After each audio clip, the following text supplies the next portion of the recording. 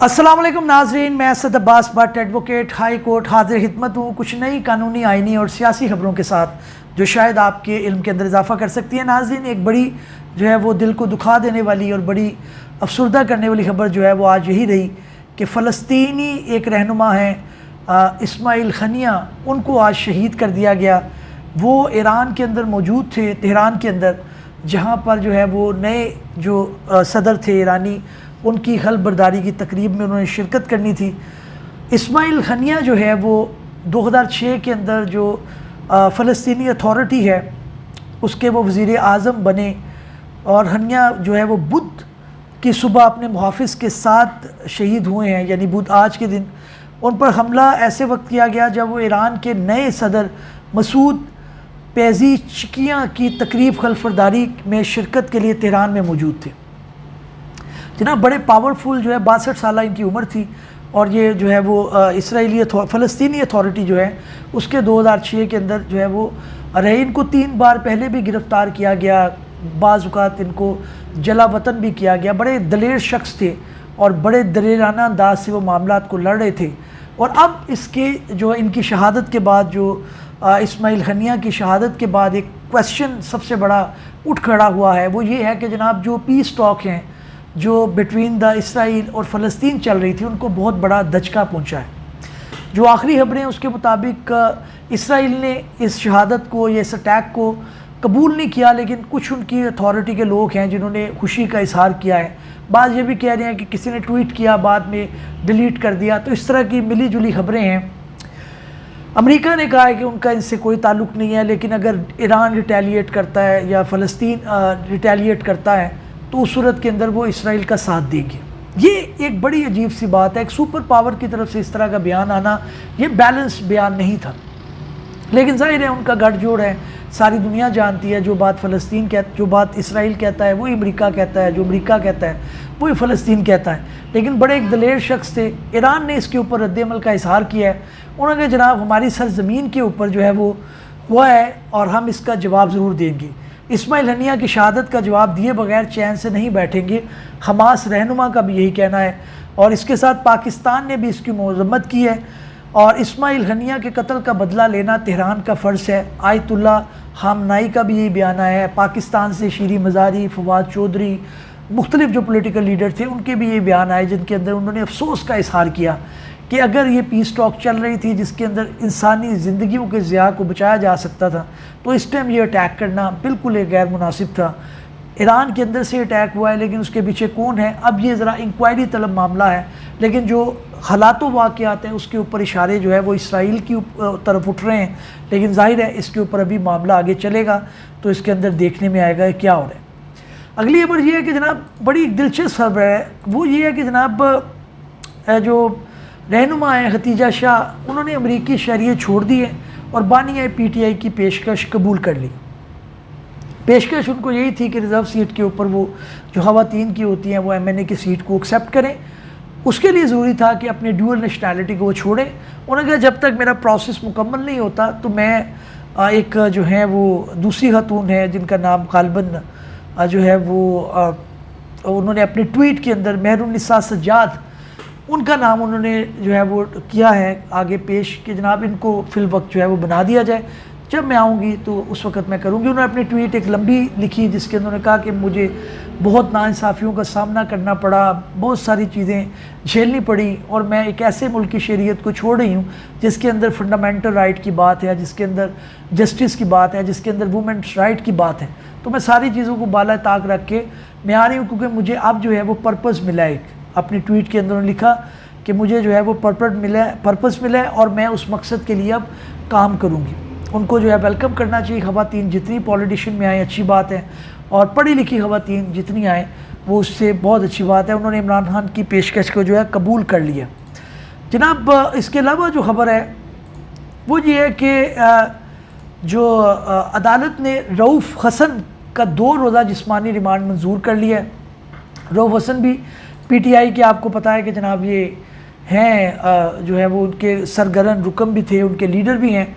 उनकी अब जो है बेल अभी अप्लाई नहीं हो सकती, क्योंकि जब तक उनका रिमांड चलेगा 2 रोज़ बाद उनकी बेल्स को अप्लाई किया जाएगा और उसके ऊपर मामला जो चलेंगे। اچھا جی، اگلی خبر جناب یہ ہے کہ امریکی نژاد ہے، یہ بڑی انٹرسٹنگ خبر لگی مجھے۔ برطانوی صحافی ہیں چارلس گلاس، جن کو جو ہے وہ ان کا ویزا تھا اس کو منسوخ کر کے واپس بھیجا دیا گیا۔ یہ کہا جاتا ہے کہ ان کو ایک گھر سے یا ہوٹل سے اٹھا کر ایئرپورٹ انہوں نے کہا بھائی جی نکلو ایتھوں۔ اب وجہ اس کی کیا بنی ہے وہ بڑی دلچسپ ہے۔ وہ یہ کہا گیا ہے کہ انہوں نے اپنی خواہش کا اظہار کیا تھا کہ چیئرمین پی ٹی آئی یا بانی P T I Imran Khan سے ان کی ملاقات کروائی جائے۔ تو ملاقات گورنمنٹ نے کہا کہ بھائی ملاقات کس چکر ہے، پاگل ہو گیا تو امریکی نژاد جناب جرنلسٹ ہے تو ملاقات کس چکر میں۔ انہوں نے جناب نے ایک اور کام کیا، ان کے پاس عدالت کا کوئی آرڈر بھی تھا، لیکن ظاہر ہے اس معاملے کے اندر تو عدالت کے آرڈر اس طرح سے کمپلائی ود نہیں ہوتے، لیکن جو چارلس گلاس ہے انہوں نے یہ ایک کیا جو امریکہ کے اندر کرتے ہیں۔ انہوں نے کنسرنڈ جو منسٹر تھے جو کہ it happens to be the Mohsin Naqvi, ان کو ایک ٹویٹ کر دی۔ انہوں نے کہا جناب مجھے جو ہے وہ عمران خان سے ملاقات کروا دیں۔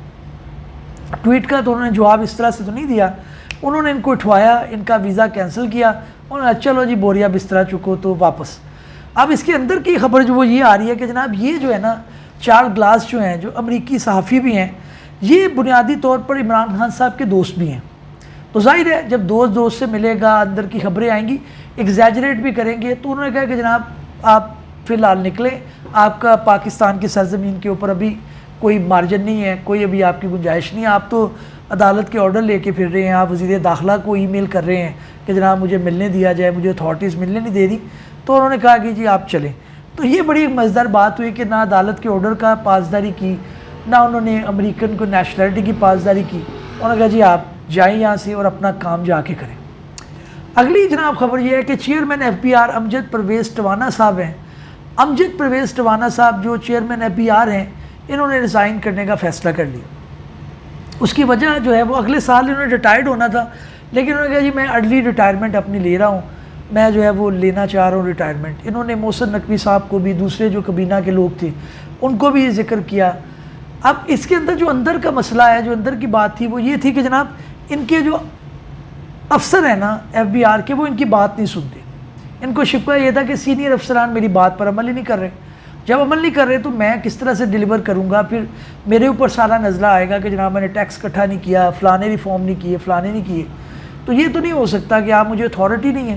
تو بہتر فیصلہ انہوں نے کیا، انہوں نے کہا 2-3 لوگوں سے میں نے ڈسکس بھی کیا اور انفارملی انہوں نے 1-2 دن پہلے بتایا بھی، لیکن اندر کی بات یہی تھی کہ یہ اصل میں آئے تھے پی ڈی ایم کی حکومت، نگران حکومت کے اندر یہ آئے تھے، تو انہوں نے اسحاق ڈار سے ان کا تعلق تھا، انہوں نے ان کو لگوایا تھا، لیکن یہ جونیئر تھے۔ اب جونیئر جب تھے، جو ان کے سینئر تھے وہ ان کے جونیئر بن گئے اور یہ اوپر چیئرمین بن گئے۔ اب نیچے والے جو ہے وہ کھنس کھاتے تھے کہ جناب آپ کس چکر میں، آپ کی کون بات مانی۔ تو اداروں کو جب آپ میرٹ کے اوپر نہیں چلاتے نا تو آپ ڈیلیور نہیں کر سکتے۔ اس ملک کا المیہ یہی رہا ہے۔ یہ امجد پرویز ٹوانا صاحب، میں ان کی کمپیٹنسی یا ایمانداری پہ بات نہیں کروں گا، میں ایک اصول کی بات کروں گا، وہ یہ ہے کہ جناب آپ کو اگر پتہ ہے کہ ایک جونیئر بندہ ہے، ایک سینئر ہے، تو یہ ٹسل چلے گی، ڈپارٹمنٹ کے اندر مسئلہ آئے گا، ٹیکس آگے لوگ دیتے نہیں ہیں، ٹیکس ریفارمز کی بات آپ کرتے ہیں، آپ نے آئی ایم ایف سے بے شمار وعدے کیے ہیں، تو آپ کم از کم ادارے کے اندر تو میریٹوکریسی رکھیں۔ اسحاق ڈار صاحب کا تعلق دار ہے، شہباز شریف کا تعلق دار ہے، عمران خان کا تعلق دار ہے، فلانے کا تعلق دار ہے، بھائی کب آپ میرٹ کے اوپر کھڑا کریں گے؟ آپ کھڑا کریں میرٹ کے اوپر، اس ملک کے اندر بہت پوٹینشیل، لیکن بات وہی ہے کہ جناب میں تو تعلق داری کی بنیاد پہ معاملات سارے چلاؤں گا، پھر آپ چلا لیں، نہیں چلا، ٹائم گزر گیا، اتنا ٹائم جو گیا وہ ضائع گیا۔ تو اب جو ہے اسحاق ڈار صاحب جو انہوں نے لکھ دیا ہے شہباز شریف صاحب کو، جناب مجھے آپ بری ذمہ کر دیں، میں پہلے ریٹائرڈ ہونا چاہ رہا ہوں۔ اچھی بات ہے، اب میرٹ کے اوپر معاملہ آئے تو زیادہ بہتر ہوگا۔ اگلی اور آخری خبر یہ ہے کہ ملزمان نے دھوکے سے بلا کر نازیبا ویڈیو بنائی، خلیل الرحمان قمر۔ اب آپ کو پتہ ہے ان کا ہنی ٹرپ جو ہے وہ پکڑا گیا ہے اور یہ بے شمار یہ باتیں کرتے رہے، لیکن وہ کہتے ہیں نا کہ پریچنگ بائی ایگزامپل بڑی مشکل ہوتی ہے۔ آپ وہ بات کریں جس کے اوپر آپ عمل پیرا ہوں، وہ بات کریں۔ انسان ہے، غلطی کا پتلا ہے، میں یہ نہیں کہتا، لیکن دعوے بہت بڑے تھے، بڑی بڑی بات ہے، بڑی بڑی چیزیں، تو پھر اس طرح کی چیزیں آپ کی نکل آتی ہیں۔